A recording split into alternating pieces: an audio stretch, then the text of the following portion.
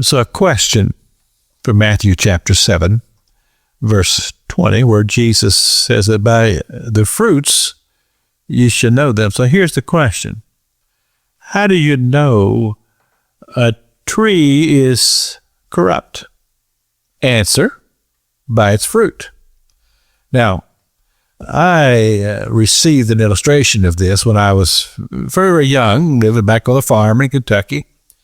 We had apple trees on the property, on the farm. We had apple trees in the yard by the house. But the apples those trees produced were little old gnarly things. I mean, just little small things. They were really only good for one thing, and that was to throw at somebody. And of course, me and my brothers, we often threw apples at one another. And one day, my brother David, he decided to throw an apple at my father. Not a good plan. My father immediately started chasing him, and then he realized that I ain't gonna catch that kid. And so Daddy just sit down on the back steps of the house, and he said, he's gonna get hungry sooner or later. And it did, because David, he held out for a long time.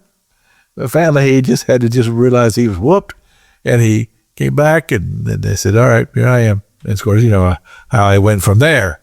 And it all got resolved. But the point is simply this, is that those trees were producing fruit that was corrupt because they had suckers on the trees. You know what a sucker is? That's basically little branches that would grow off the limbs of those trees that was sucking up all the nutrients. So I did a little experiment when I was a kid. I spent a whole day. I climbed all up in one of those trees, and I just cut those little suckers out. And guess what? It began to produce nice apples. And so basically what happened is that when you got rid of all the things that was pulling away the valuable things that tree needed, then the fruit began to be produced. But I think there's a lesson in this, because Jesus talked about, when he talked about the parable of the sower, and he talked about when the seed was sowed.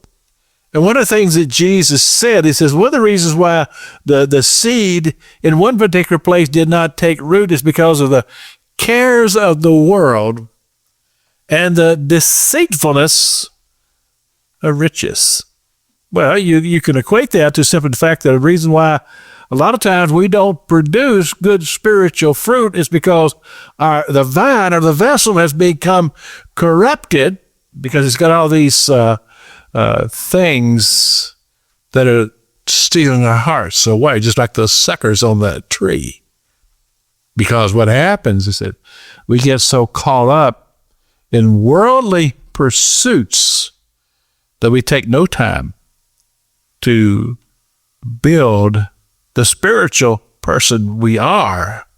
Thus, the fruit is not as it should be.